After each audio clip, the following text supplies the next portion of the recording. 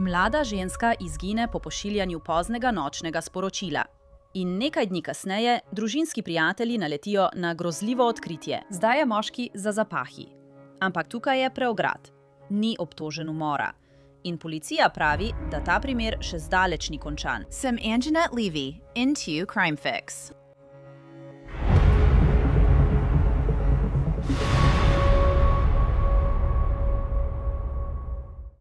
Osem napornih dni. Toliko časa je bila mlada ženska pogrešana, preden so jo našli družinski prijatelji.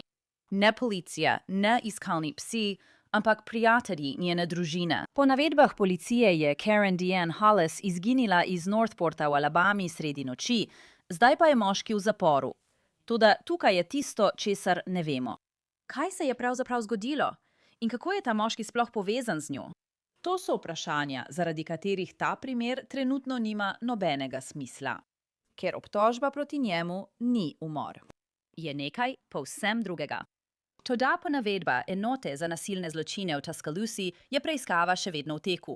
Pravijo, da bi lahko vložili dodatne obtožbe ali jih celo spremenili v hujše obtožbe. In imamo podrobnosti, ki jih moramo pregledati, saj bi lahko vplivale na to preiskavo. Njeno zadnje sporočilo. Imamo tudi izjavo njenega fanta o tem, kaj se je zgodilo. In kar je najpomembneje, kako so našli Karenino truplo. Povedala vam bom o ključnih elektronskih dokazih, ki so jih pripeljali do tega odkritja. Ampak pojdimo malo nazaj, ker je ta primer res zapleten. To je Karen Hollis. Stara je bila 23 let, imela je modre oči, blond lase, bila je visoka okoli 168 cm in tehtala približno 45 kg. Po podatkih Agencije za kazenski pregon Alabame so jo nazadnje videli 8. maja, okoli polnoči, v Northportu v Alabami. To je približno 100 km od Birminghama. Zdaj pa nekaj, kar je policija objavila in je pomembno. Pravijo, da je imela Hollis zdravstveno stanje, ki bi lahko vplivalo na njeno presojo. Ko se ni vrnila domov, je njena družina hitro postala zaskrbljena. Njena sestra je bila tista, ki jo je prijavila kot pogrešano in je za lokalne medije povedala: "Nisem se dobro počutila, nisem jedla, nisem mogla spati. Nisem mogla ničesar narediti, ker me skrbi za njeno varnost." Po navedbah enote za nasilna kazniva dejanja v Tuscaloosa so dokazi že na začetku nakazovali, da bi lahko šlo za kaznivo dejanje. Zato se je enota za nasilna kazniva dejanja povezala s policijo Northporta. Med preiskavo so oblasti povedale, da so izvršile več odredb za preiskavo ter zbrale fizične dokaze, podatke prič in tako imenovane elektronske dokaze. Oseba, ki jih je zanimala, je bila identificirana, vendar Karen takrat še niso našli. Torej so imeli osumljenca, vendar niso imeli trupla. Med vsem tem smo izvedeli več o tem, kaj se je dogajalo pred Kareninim izginotjem. Njen fant, Zachary Slaughter, je za CBS 42 povedal, da mu je Karen dejansko poslala sporočilo okoli 23 ure. In rekla, da gre v trgovino po Reese's čokoladico z arašidovim maslom in da se ne počuti dobro. In to je zadnje, kar pravi, da mu je kdaj poslala sporočilo. Zachary je za CBS 42 povedal, da je poskušal poklicati Karen ob 4 uri zjutraj, ko se je zbudil, vendar se ni oglasila. Potem so ob 5 uri zjutraj detektivi potrkali na njegova vrata. Slaughter je za New York Post povedal, da so se pojavili policisti in ga imeli za osumljenca. Za CBS 42 je tudi povedal, da mu je poroštveni agent naročil, naj ne stopi v stik s Karen Hollis zaradi prejšnje obtožbe za nasilje v družini, čeprav te prejšnje zgodovine sami nismo mogli preveriti. Slaughter pravi, da sta se v resnici pobotala. Za medije povedal: "Le en telefonski klic me je ločil, pa ni dobila priložnosti in mene ni bilo tam." Tako so stvari stale. Policija je imela osebo, ki jih je zanimala, vendar niso imeli trupla in nobenih odgovorov za družino vse do 16. maja, 8 dni potem, ko je Karen izginila. Po navedbah Agencije za pregon v Alabami in policije v Northportu je niso našli. Policisti našli so jo prijatelji Karenine družine.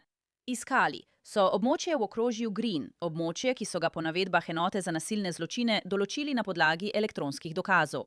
Prijateljica družine Karen Hollis je za Six News povedala, da je njena družina prejela signal iz njenega mobilnega telefona v okrožju Green. Zato so v nedeljo šli tja iskat Karen. Jesse Dixon je za Six News povedal, da je lahko videl le Karenina stopala. Preostanek njenega telesa pa je bil prekrit z veliko črno vrečo za smeti. Osebo, ki jih je zanimala, so takoj pridržali. To je ta moški, Randall Lindell DeJourney. Star je 44 let in trenutno sedi v zaporu okrožja Tuscaloosa z denarno varščino v višini $15,000. Toda obtožba je skrunitev trupla. AL.com poroča, da je nadzorni posnetek pokazal, kako je DeJourney odšel iz stanovanja s Karen tisto noč, ko je izginila. Torej, ostaja vprašanje, kaj se je zgodilo s Karen Hollis potem, ko je šla po Reese's Cup. Kako je umrla? In ali bodo v zvezi z njeno smrtjo vložene še dodatne obtožbe?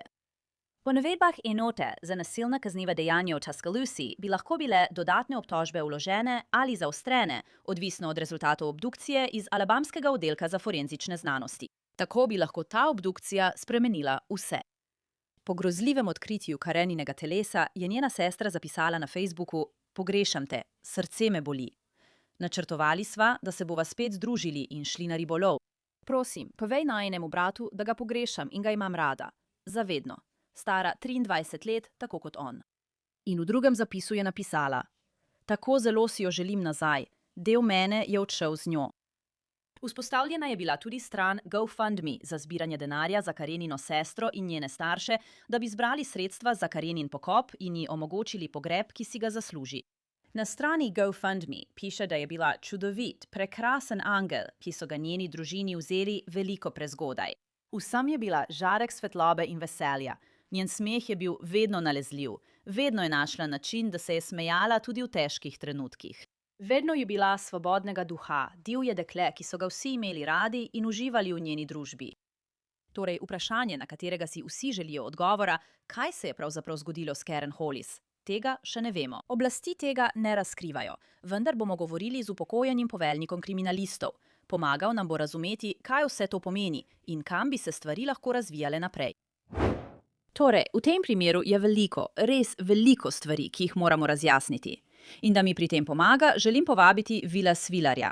On je upokojeni detektiv za umore čikaške policije.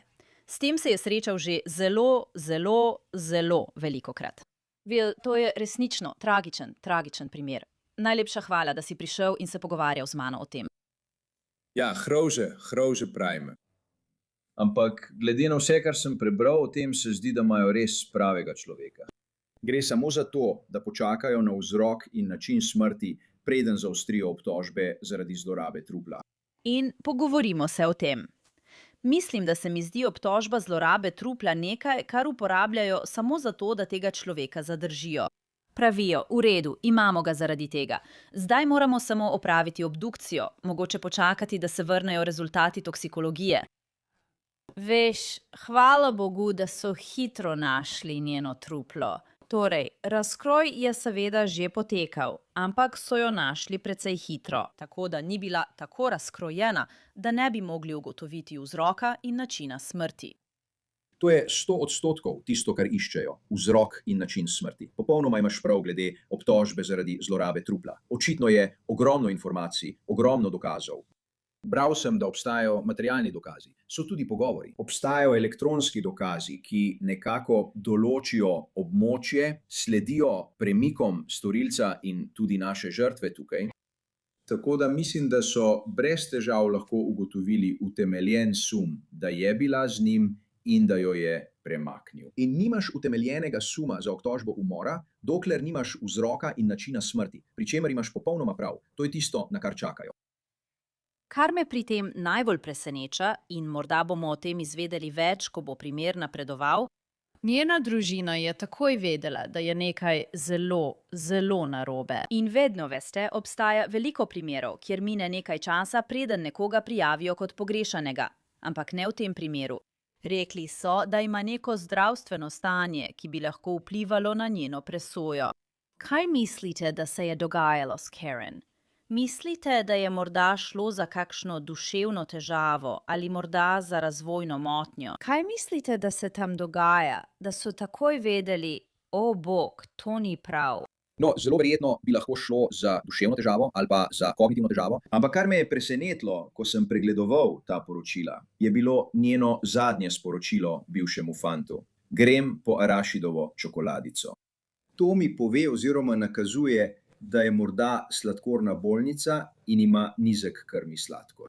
To je dobra opazka. To bi zagotovo lahko spremenilo način tvojega razmišljanja. Vem to, ker je moja hči, ki je zdaj stara 25 let, sladkorna bolnica tipa 1, že od 7. leta starosti. In povsod, v vseh naših avtomobilih, imamo sladkarije ali glukozne tablete za vsak slučaj, če ji začne padati sladkor. Ker lahko veš, to resnično lahko spremeni način tvojega razmišljanja. To me je presenetilo, saj se v tem primeru nagibam k temu, da gre za sladkorno bolezen. Lahko se motim, ampak to je tisto, kar, veš, tako se meni zdi. Torej, poskusimo povezati vse koščke sestavljanke. Prav to zdaj počnemo, ker je trenutno veliko stvari, ki jih ne vemo. Bi lahko bilo to, da gre Karen ven po čokoladico z arašidovim maslom, ker ima nizek sladkor? Ti in jaz mislim, da sestavljava to skupaj in tukaj malo ugibava. Ampak ali je mogoče, da gre samo po tisto čokoladico z arašidovim maslom, medtem ko piše sporočilo fantu? In potem nekako ta Randall the Journey naleti nanjo, vidi nekoga ranljivega in jo ugrabi. Mislim, ali je to mogoče tisto, kar se je tukaj zgodilo? To je povsem mogoče, da se je zgodilo. Kot si rekel, ugibamo, ampak kolikor vem, sta živela v istem kompleksu, v istem stanovanjskem kompleksu. Mogoče je bil prej kakšen družaben vidik, mislim le na to, da sta se morda bežno srečevala. Ne mislim nič drugega kot to, kot ko vidiš soseda, ga pozdraviš ali kaj podobnega. Mogoče se ni počutila dobro. In vem, kakšni so simptomi nizkega krvnega sladkorja. Spet samo ugibamo o tem. Ampak si zelo zmeden. Usedel bi se v avto s komerkoli. Wow, to je res, res strašljivo. Takoj vedo, da je nekaj narobe. In, veste, ker so lahko tako hitro identificirali osumljenca v tem primeru. In ker so danes kamere povsod, bomo morda videli, da ima posnetek nadzorne kamere veliko vlogo v tem primeru, po vašem mnenju, Will. To boste zagotovo videli boste in kot ste rekli, so zelo hitro identificirali tega človeka kot osebo, ki zanima preiskovalce. In dobra stvar pri tem je, in kar me pri mnogih primerih pogrešanih oseb spravlja v pamet, je način, kako so sprva obravnavani. Veste, v policiji v Chicagu je dolga leta veljalo pravilo, da če odrasla oseba ni pogrešana vsaj 24 ur, ne morete prijaviti pogrešane osebe. Mislim, da je to smešno. Ljudje začenjajo sprejemati idejo, da če gre za odraslo osebo, ti nima drugih dejavnikov ali ni prisotnih drugih stvari, potem morda počakaš. Ampak v tem primeru in v podobnih primerih mislim, da začneš iskati od trenutka, ko je oseba prijavljena kot pogrešana. In če se pojavijo 15 ur kasneje, ali 10 ur, ali 20 minut kasneje, potem primer preprosto zaključiš. Ampak ne smeš izgubiti časa. Ne smeš izgubiti dragocenega časa na začetku preiskave. In mislim, da v tem primeru niso. In mislim, da je ogromno dokazov proti temu tipu. Našli so jo. Pogrešana je bila 8 dni in uspelo jim jo je najti. Kako misliš, da jim je to uspelo? Misliš, da so sledili njenim gibom s pomočjo mobilnih telefonov, videoposnetkov, veš, sledi? Kaj si kot nekdanja detektivka, upokojena detektivka, misliš o tem, kako so uspeli najti posmrtne ostanke uboge Karen? Mislim, da bo to elektronsko. Mislim, da so sledili njenemu telefonu, locirali so telefon. Vem, da so njen telefon našli ob cesti. Nato se je na telefonu nekoga drugega pojavilo opozorilo, da je prišlo do nesreče. Mislim, da imajo nekateri ljudje na svojih telefonih neko opozorilo, ki sporoča, da je prišlo do nesreče. Telefon so našli na tem območju. Zdaj imate to območje za iskanje. Kolikor vem, se je vključila skupina civilistov, ki je na koncu našla njo. Mislim, da bo to elektronsko. Sledili so njenim gibom, sledili so gibom storilca in to jih je pripeljalo na tisto lokacijo. Nato pa je sledilo še dobro staromodno iskanje. Njena sestra, Karenina sestra, je na Facebooku napisala, da jo pogreša. Srce jo boli. Načrtovali smo, da se bomo družili in šli na ribolov. Prosim, povej najnemu bratu, da ga pogrešam in imam rada. Zavedno, 23, tako kot on. Ta družina, očitno, zdi se, da je tudi njen brat, njihov brat, umrl pri 23 letih. Karen je bila stara 23 let. Ta družina zdaj doživlja drugo tragedijo, saj so izgubili sorojenca in otroka pri 23 letih. Ne morem si predstavljati, kaj ta družina preživlja. Povej mi, kako je delati z družinami, s temi žrtvami, ki so izgubile ljubljene osebe, še posebej otroke, Will. To mora biti resnično, čustveno grozljivo za družine in za detektive, ki delajo na teh primerih. Najtežja stvar pri tej službi je zagotovo obvestiti nekoga, da je nekdo umrl. Ne moreš, ne želiš, resnično v svojem srcu nočeš se postaviti v položaj, da bi razumel, kakšen je ta občutek, ker tega nočeš občutiti. Ampak resnično moraš poslušati in čustva ljudi so zelo različna.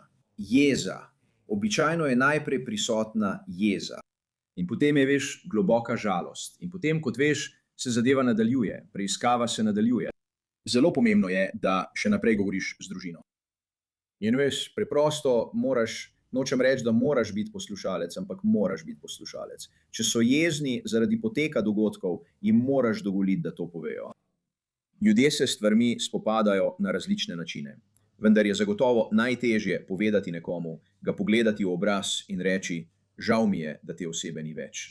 Tako so Karenini posmrtni ostanki najdeni. Policiji uspe najti njene posmrtne ostanke. Zdaj poteka ugotavljanje, kako in zakaj je umrla. Kot sem že omenila, je bila izginila. Pogrešana je bila 8 dni. Torej, odvisno od vremenskih razmer in od pogojev, v katerih so bila njeni posmrtni ostanki najdeni, bi lahko na njenih ostankih še vedno obstajalo veliko dokazov. Torej, povejte mi, kaj pričakujete, da boste našli, ali kaj bi lahko pričakovali, da boste našli pri obdukciji njenega telesa? Kot ste rekli, imajo vremenski vplivi pri tem veliko vlogo. Govorite o Alabami sredi maja. Torej veste, da bo toplo.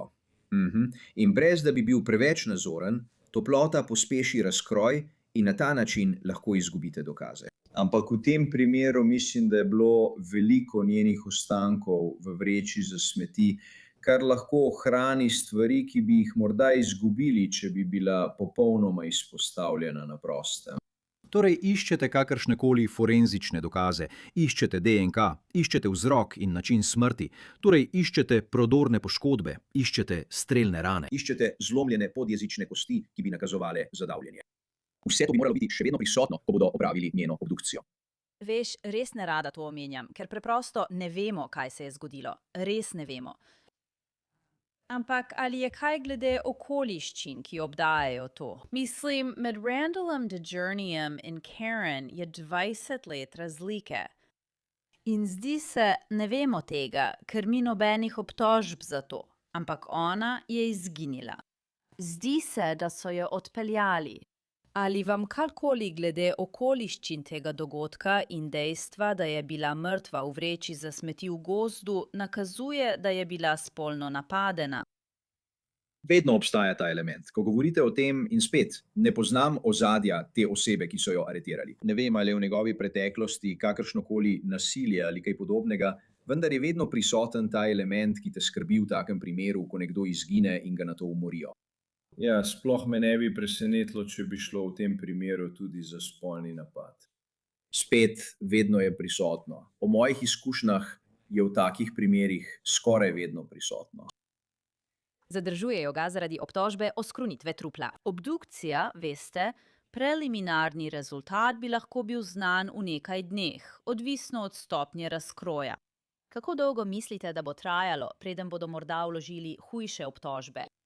Če obstaja dokončna ugotovitev pri obdukciji, naprimer, če vidite dokaze o strelni rani, vidite dokaze o zadavitvi ali zabadanju, kot sva govorila, precej hitro, ker potem boste dobili vzrok in način smrti, kar pa ne bo kmalu znano in lahko traja tedne, so toksikološki izvidi. Torej, to traja precej dlje, ampak če so pri obdukciji očitni znaki, da gre za smrt in da je smrt nastopila zaradi druge osebe, za umor, ga lahko obtožijo že nekaj ur potem, ko pridejo rezultati obdukcije.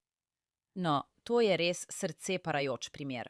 Ta družina je trenutno popolnoma v žalovanju. To je 23-letna ženska, res drobna, visoka le 168 cm in težka 45 kg. Mislim, res je majhna. Verjetno ni nekdo, ki bi se lahko branil. Še posebej, če je pod vplivom, če je njeno duševno stanje spremenjeno, še posebej takrat. Ja, res grozen primer.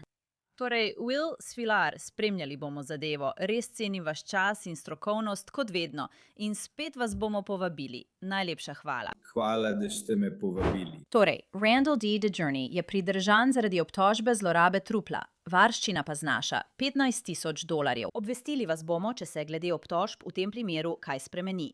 Prosim, molite za družino Karen Hollis.